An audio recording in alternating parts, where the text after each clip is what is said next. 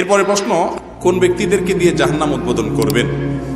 ভাই, এ সম্পর্কে নবী করিম সাল্লাল্লাহু আলাইহি সাল্লামের বিখ্যাত হাদিস অনেকেরই জানা থাকার কথা। তিনি বলেছেন, 3 শ্রেণীর মানুষকে দিয়ে আল্লাহ রাব্বুল আলামিন জাহান্নাম উদ্বোধন করবেন।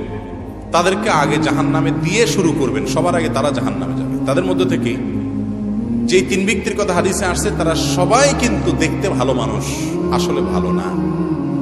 তার ভিতরে একজন আলেম, কারি, যিনি মানুষকে ইসলামের কথা বলে, কোরআন তেলাওয়াত শোনায়, ভালো ভালো কাজ করে। এই ব্যক্তিকে আল্লাহ কিয়ামতের দিন ডেকে বলবেন, তোমাকে আমি অনেক কোরআন হাদিসের জ্ঞান দিয়েছি, আলেম হইছো, হাফেজ হইছো, কারি হইছো, সুন্দর কণ্ঠ আছে, সব দিছি, কি করছো তুমি বলো এগুলো দিয়া?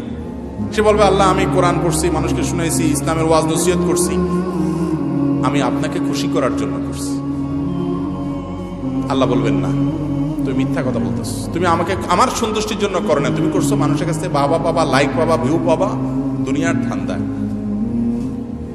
এবং যেটার জন্য করেছো সেটা দুনিয়াতে পেয়ে গেছো। এখন তোমার কাছে জন্য আমার কাছে আর কিছু নাই, আমার নেয়ামতের কোনো শুকর তুমি আদায় করো নাই, তুমি করছো দুনিয়ার জন্য, সেটা পেয়ে গেছো। এরপর তাকে জাহান্নামে ফেলা হবে।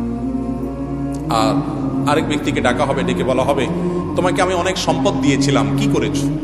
সে বলবে, আল্লাহ আপনার দেওয়া সম্পদ দিয়ে আমি মসজিদ, মাদ্রাসা, গরিব দুঃখী, ওয়াজ মাহফিল, ভালো ভালো কাজে দান সদকা করছি, অনেক টাকা দিছি।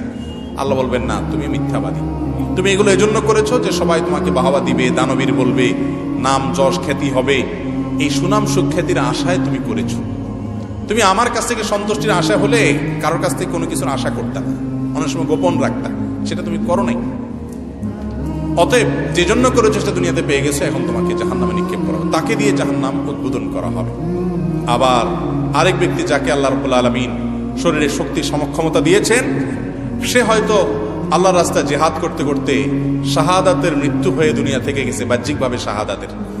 তাকে আল্লাহ ডেকে জিজ্ঞাসা করবেন, তুমি কি করেছো তোমার জীবনকে? সে বলবে, আল্লাহ গোটা জীবনই তো আপনার রাহে দিয়ে দিছি, আমি মৃত্যুর মুখে পতিত হয়ে গেছি, জীবন বাজি রেখেছি, আমি শাহাদাত বরণ করেছি তোমার দিনের জন্য। আল্লাহ বলবেন, না, তুমি লড়াই করেছো বীর সাজার জন্য, যে সবাই তোমাকে বাহাদুর বলবে, বীর বলবে, হ্যাঁ, তুমি যোদ্ধা হবে সুনাম শক্তির জন্য, সেগুলো দুনিয়াতে হয়ে গেছে।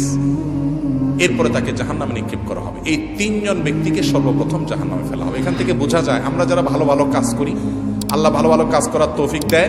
যারা খারাপ কাজ করে বা ভালো কাজ করার তৌফিক পায় না, তাদেরকে তাচ্ছিল্য না করে আমার আমলটা কতটুকু আমি সেফে রাখতে পারতেছি, কতটা আমি নিরাপদ রাখতে পারতেছি, কোনো রিস্কের মধ্যে পড়ে যাচ্ছে কিনা, সেই হিসাবটা আমাদের বেশি কষা দরকার, ঠিক না বেঠিক?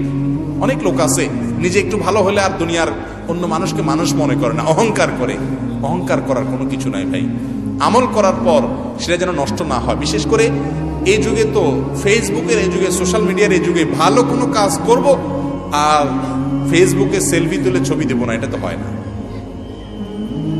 লাইকের আশায়, কমেন্টের আশায়, ভিউর আশায় এই ধান্দায় করি আমরা। আমি সহ আল্লাহ তাআলা আমাদের সবাইকে এই ভয়াবহ জায়গা থেকে হেফাজত থাকার তৌফিক দান করুন। আমার জন্য দোয়া করবেন, আল্লাহ যেন ওয়াজ নসিহত করতেছি যেন আল্লাহর খুশির জন্য করার তৌফিক দান করেন, যেন